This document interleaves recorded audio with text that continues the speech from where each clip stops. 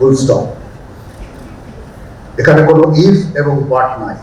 আমরা দেশে একটা ফ্রি ফেয়ার অ্যান্ড ইনক্লুসিভ একটা ইলেকশনের জন্য দিকে ধাবিত হচ্ছে এবং তার আগে যে সমস্ত সংস্কার করা প্রয়োজন অবশ্যই সরকার এদিকে হেল্প করবেন।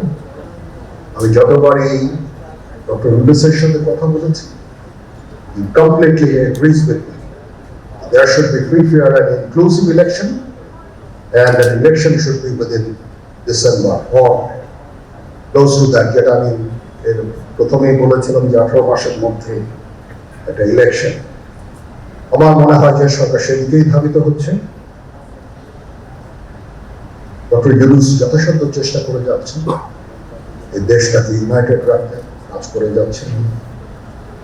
ওনাকে আমাদের সাহায্য করতে হবে, উনি যেন সফল হতে পারেন সেদিকে আমরা সবাই চেষ্টা করব। আমরা একসাথে ইনশাআল্লাহ কাজ করে যাব।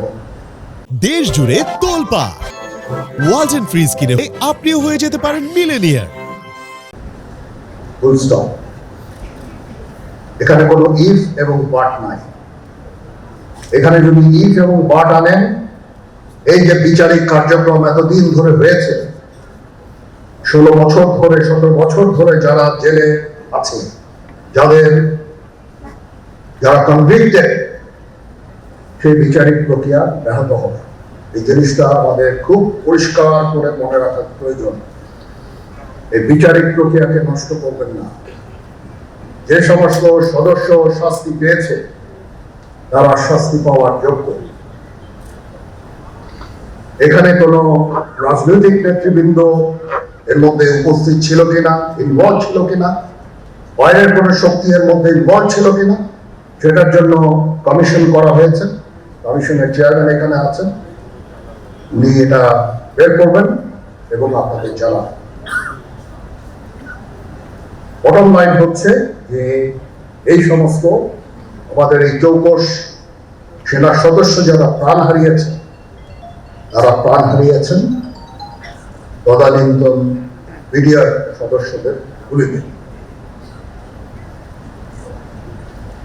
আমরা নিজেরা এই সমস্ত জিনিস নিয়ে অনেক ভিন্ন মত পোষণ করছি। কেউ কেউ এই জিনিসটাকে ভিন্ন খাতে প্রবাহিত করার চেষ্টা করছে, সেটা আমাদের জন্য মঙ্গলজনক হবে না। আজকে যদি আমার যে উপদেশ আমি কিছু দিয়ে যাব, সেটা যদি আপনারা গ্রহণ করেন, আপনারা লাভবান হবেন, আমি এটা আপনাদের নিশ্চিত করছি। আমরা নিজেরা ভেদাভেদ সৃষ্টি না করি, আমরা নিজেরা ইউনাইটেড থাকি। আমাদের মধ্যে যদি কোনো সমস্যা থেকে থাকে, কোনো ব্যত্যয় থেকে থাকে, কোনো গ্রিভান্সেস থেকে থাকে, সেটা আমরা আলোচনার মাধ্যমে সমাধান করব। এটার জন্য ডানে বায়ে দৌড়িয়ে কোনো লাভ হবে না, নিজের ক্ষতি ছাড়া কোনো লাভ হবে না। আমি আপনাদের এই জিনিসটা নিশ্চিত করে দিচ্ছি। কিছু কিছু সদস্যদের দাবি যে তারা 2009 সাল থেকে আজ পর্যন্ত বিভিন্ন শাস্তি পেয়েছেন। কেউ কেউ দায়ী করছেন যে তারা অযাচিত ভাবে শাস্তি পেয়েছেন। এটার জন্য আমি একটা বোর্ড করে দিয়েছি, একজন লেফটেন্যান্ট জেনারেল সেই বোর্ডের সদস্য। প্রথম ফেজে 51 জন সদস্যর ব্যাপারে আমার কাছে রিকমেন্ডেশন নিয়ে এসেছে। তার রিকমেন্ডেশনের অধিকাংশ আমি গ্রহণ করেছি এবং আরো বেশি আমি দিয়েছি। নেভি এয়ারফোর্সও তাদের এই কার্যক্রম চালিয়ে যাচ্ছেন।